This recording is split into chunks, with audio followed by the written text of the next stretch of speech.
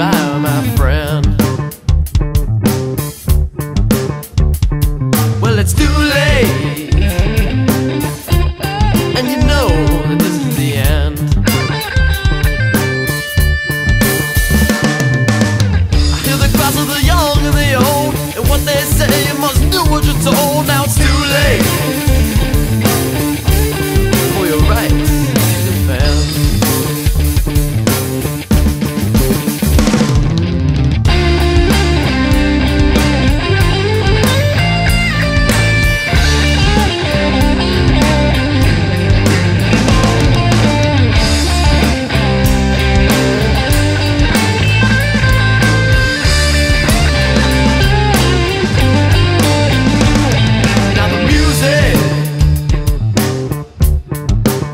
Off to the shadows.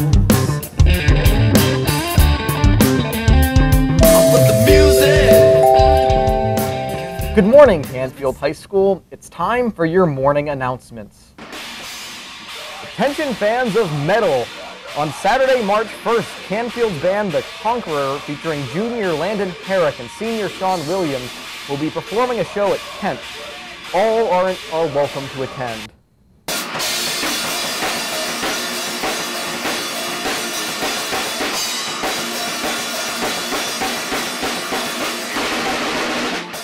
Like to be in a screamo band? I hate the word screamo. You're kind of generalizing over 30 to 50 different genres in one word, screamo. So I'd rather it be called metal. Or more that metal. would be better. So what's it like to be in a metal or metalcore band? Fun. Interesting. Shows are fun. Playing guitar is fun, and you don't get a lot of people show up, but It's cool to be on the other side of the stage. Yeah. Once in a while. Going to shows for 5-6 years now. Always wanting to be up there, and now you Yeah. know it's cool. What made you want to be in a band? Like, what was the inspiration behind Conqueror? You want to go first? I just like music. And I like music, and I wanted to play it. Well, when I was in middle school, my friends Matt and Aaron were in a band called Autumn's Age, and hopefully some of you remember that. But I saw them playing guitar, and I was like, oh, that's cool, I want to try that out. And I picked up my guitar when I was like 12, and I was horrible. And I didn't practice that much, and then when I was about 14, I started practicing more and more, and then I just realized I don't really want to do anything else with my life, so. So how exactly did this band come together? I knew Sean from school, and I knew that he was into metal and everything. And we had tryouts. Yeah, we had tryouts from That people. That went That well. went interesting. That went well. What's the craziest thing that ever went down at one of your shows? Playing a house show when people started tearing down the ceiling. And during the last song, they lifted me up through the ceiling. Like, I just look up during one of our songs, and people were just ripping out ceiling tiles over their shoulders, their knees, anything they could break it on, hitting each other with them. They put him, and he was hanging up on the beams, the rafters. And then the owner's friend, not the owner, but the owner's friend came down, flipped out, and started screaming at all of us and said that we had to sell our equipment to pay for it. And we were like, this wasn't us who did it. It was the people who came to your party. So the owner came downstairs and said he loved it, and he did not the care. actual owner, not the friend. Yeah, he said it was awesome. He said his friend can shove it. That was a that was a fun show. Were there any people who influenced you to become musicians? You can go. All right. Well, I mean, contrary to popular belief, I don't listen to metal that much.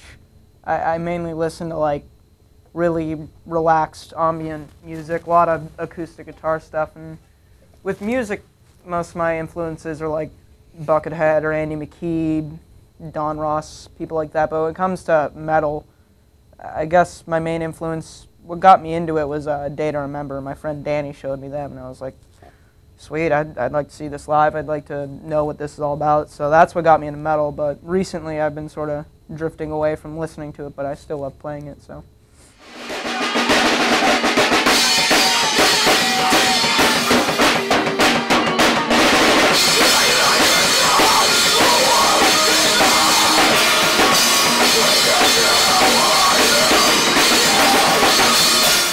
have any shows upcoming, and if so, where, when, and where do you get tickets? March 1st in Kent at the Outpost through Addict Entertainment. Sean will not be there. Thank you, Conley. Because of wrestling. And see you then. So what are your guys' names, and what is the name of your band? My name is Billy, and I play the drums. My name is Jared. I play guitar. My name is Landon, and I play guitar. My name is Zach, and I play the bass. And Sean is not here. He's vocals. And we are Conqueror. Hey, like us on Facebook and Twitter, and go watch our lyric video, Rosie the Ripper.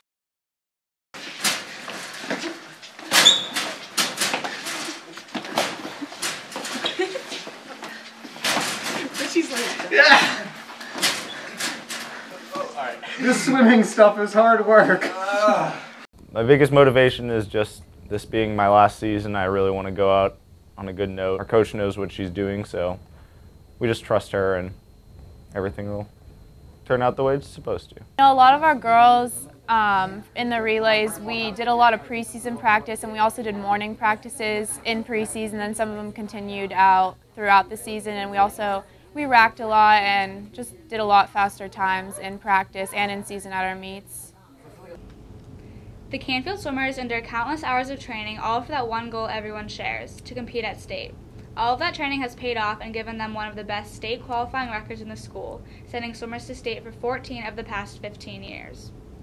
A lot of people look at me and don't exactly pick me as being the swimmer body type. If you look at state, all the people around me will be a lot taller, probably a lot skinnier. That's probably one of the biggest things, is that I might not have the best swimmer's body, but I can swim just as fast. So I've gone the past 2 years in the 100 fly and the 100 back and a couple relays.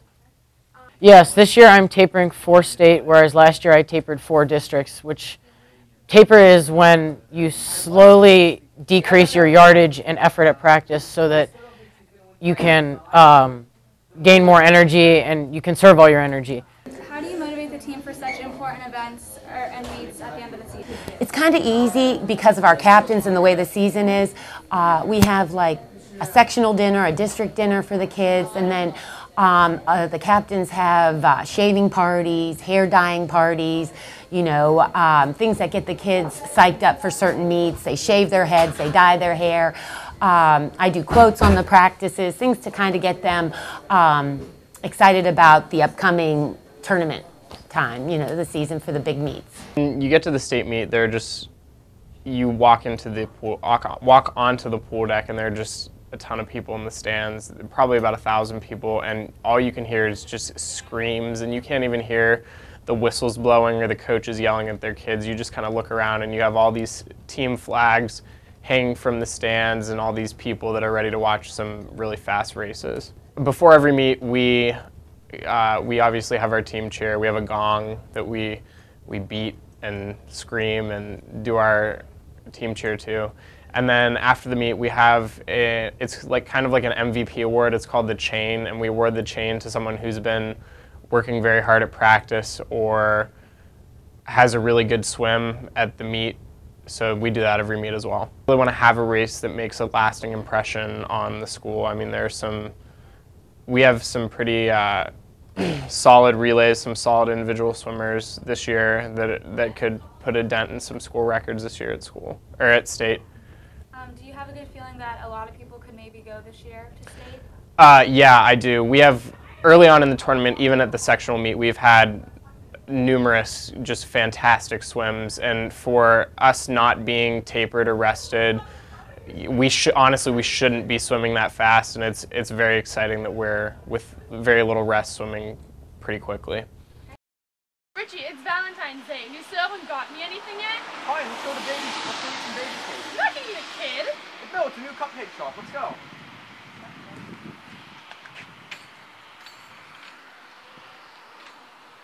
I won 12 banana pops, 8 Reese's, 10 Kiss cupcakes, 9 brownie batters, 12 red velvet brownies, 8 Oreo truffles, 5 rainbows, 9 chocolate covered pretzels. Is that okay? Anything for you, Kaylee. Okay, it's gonna be 150. Happy Valentine's Day, Kaylee. Thank you.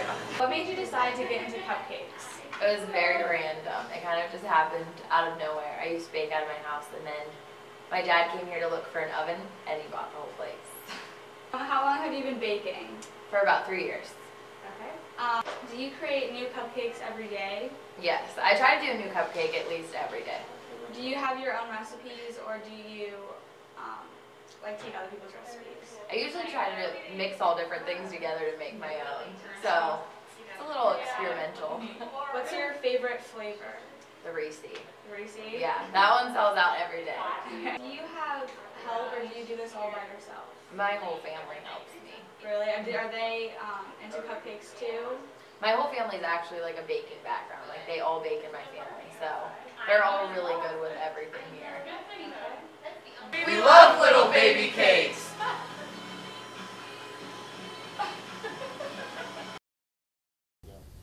I'm here with Stephen Gant, our senior writer for the Cardinal. Steve, first off, tell me what kind of coffee you like. French vanilla, man. Oh, well, that's great to hear because we actually got you a cup of French vanilla coffee. Thanks. It's on me. So, Steve, tell me a little something about your article you just recently published about the web filter. So, what I wrote about was kind of getting a perspective of what's really happening with the school's internet filter. Everyone, when they try to go to certain websites, encounters the barrier, but I think that a lot of people are missing out on some key issues here. Like, we did a survey, and we found a lot of people said that they didn't like Wikipedia was blocked, but we actually found that Wikipedia is no longer blocked. And Mr. Malich, the technology director here at our school, also explained that when you try to go to Google Images, a lot of images are blocked, but again, that's actually not the filter, it's just an error. So a lot of people have some misconceptions about the filter. And at the same time, we also found there were a lot of problems with the filter. It's over-blocking a lot of websites. So if you want more information, you can go to our website and find out the details. Now, what this error that they say causes the picture not to show up, what is that? Is that an error from the computers, from the picture's website? It's an error from Google and how it interacts with the filter. So basically, any other image searcher will work. It's just Google Images. So Bing, that would work fine. What are other image searchers? Well, like I said, you could use like Bing Images. That's a default setting if you use Internet Explorer. I don't know if I recommend that, but. Alrighty, well, if you want to find out more about this, go on to www.canfieldcardinals.com and read Steve's article.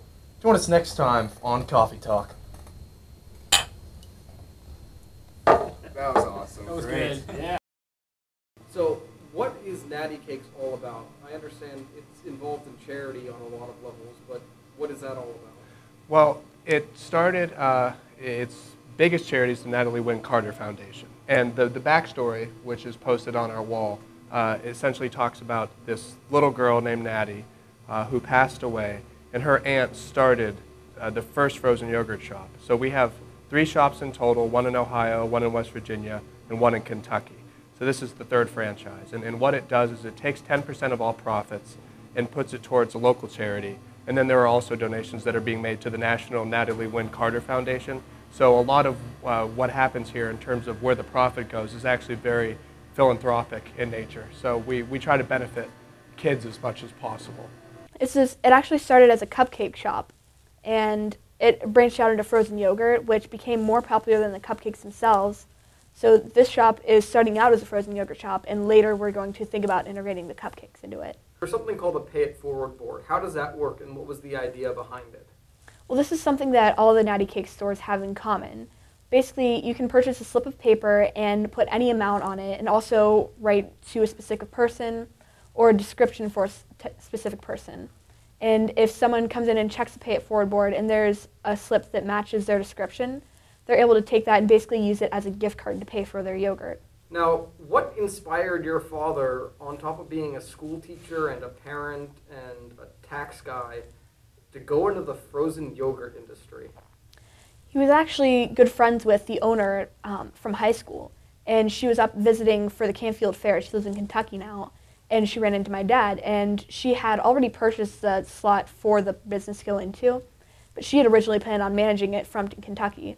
However, as the process went on, she found out that it was just going to be too hard to run the store and not live here, so she offered it to my dad to basically take over. What's it like to work with the man, the legend, Mr. Kerensky? It's fun working for Mr. K.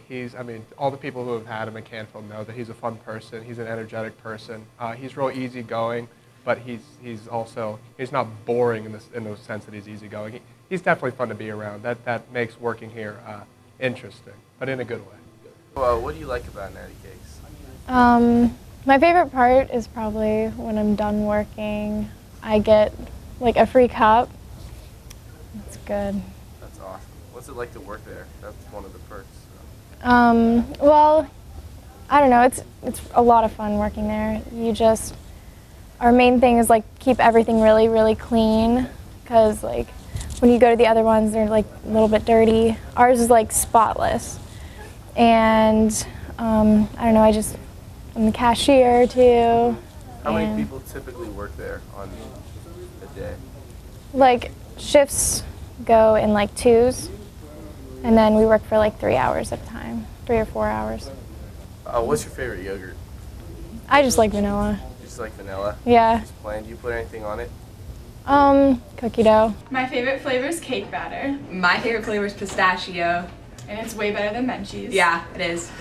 Honestly, it's so good. I love it. It tastes so delicious. It's so good. And it's even better because it's Mr. K's. And he's awesome. Nati Cakes is located on Mahoning Avenue in Austintown, in the Austintown Plaza, right next to Chipotle. Their hours are Monday, Thursday, and Sunday, 11 a.m. to 10 p.m., and Friday to Saturday, 11 a.m. to 11 p.m. All right, well, that's the end of the show, but before we go, we would like to congratulate the Speech and Debate team's 8 national qualifiers: Stephen Gant, Malik Sala, Kareem Solomon, Will Brown, Julie Gebel, Rayanne Hathaway, Arjun Subramaniam, and Michael Smith. Congrats, guys. Have a safe weekend, everybody. And when the dice elect the hells of the chief, all of the people rise with How my does it name feel to the to just music? finish performing the legendary song Blue Whale? You know, Rich, it's incredible. A song like that, you know, it's an honor. Like to thank Nick for letting us play that. It was amazing. I mean, Blue Whale! Oh, I know. I mean, everybody's fired up about Blue Whale. There's just something about Blue Whale that gets everybody going. And I mean, what are you gonna do? I mean, it's Blue Whale! I mean, it's incredible. There's nothing not to like about the song.